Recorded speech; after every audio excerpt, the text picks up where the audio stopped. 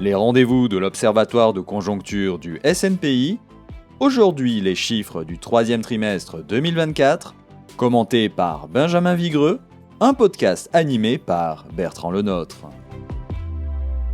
Bonjour à tous et bienvenue dans un nouvel épisode du podcast de l'Observatoire de conjoncture du SNPI. Depuis le stand du SNPI, nous sommes au salon Rent, porte de Versailles à Paris.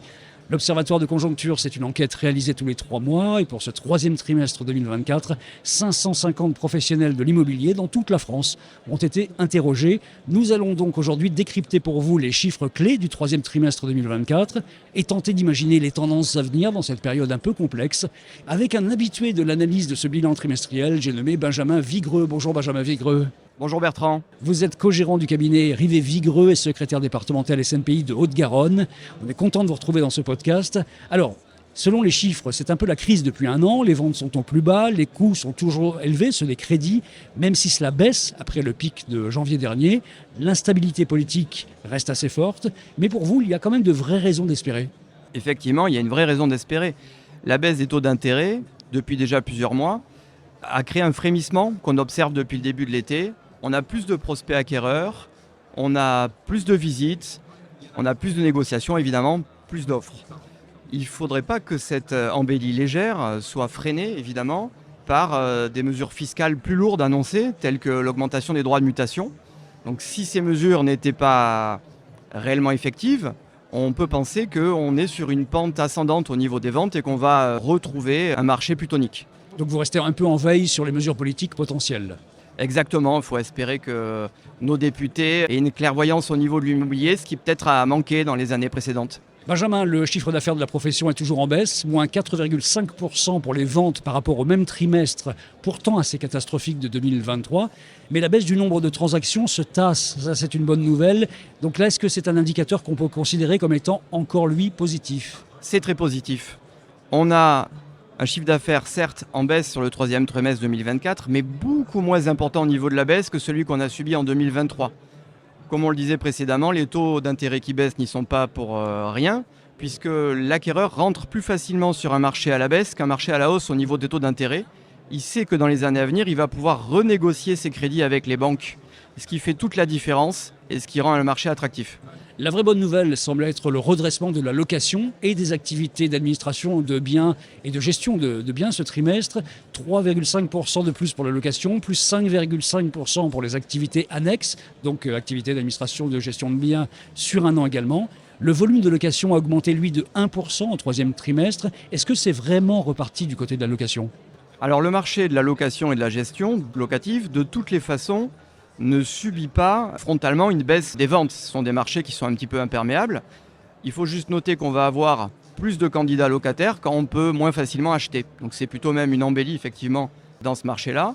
C'est surtout une chance pour les confrères qui se sont mis dans ce secteur, qui ont diversifié leurs activités puisqu'ils passent évidemment plus facilement la période de turbulence actuelle. Dans le détail, on achète moins en Ile-de-France, mais on loue plus. Et c'est un petit peu l'inverse en province. Est-ce que c'est sensible pour vous dans la région de Toulouse ?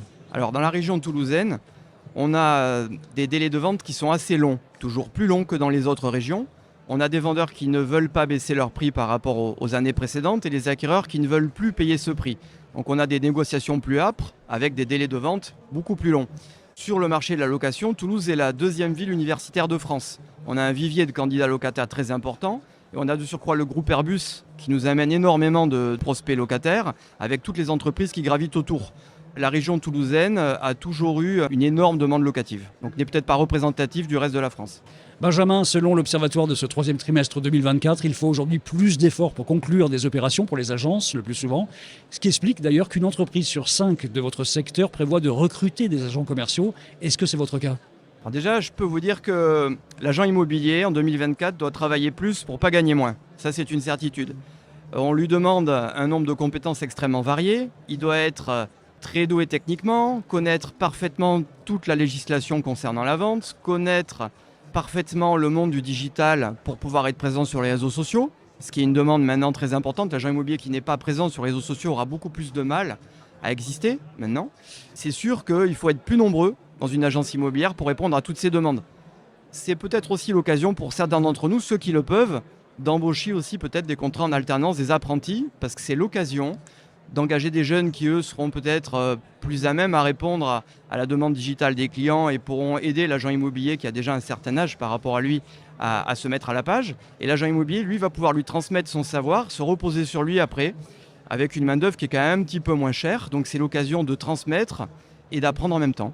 Si on résume ce que vous venez de nous dire, il faut rester en veille, mais il y a des lueurs d'espoir. Il y a toujours des secteurs où c'est positif. Si vous êtes syndic, vous ne subissez pas la baisse des ventes. Si vous êtes gestionnaire, vous la subissez beaucoup moins.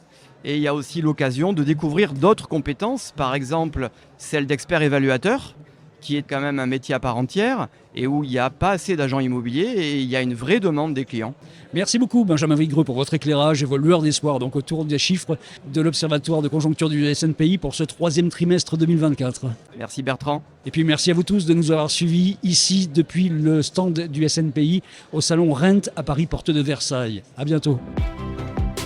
Les rendez-vous de l'Observatoire de conjoncture du SNPI. Retrouvez plus d'informations sur notre site snpi.fr.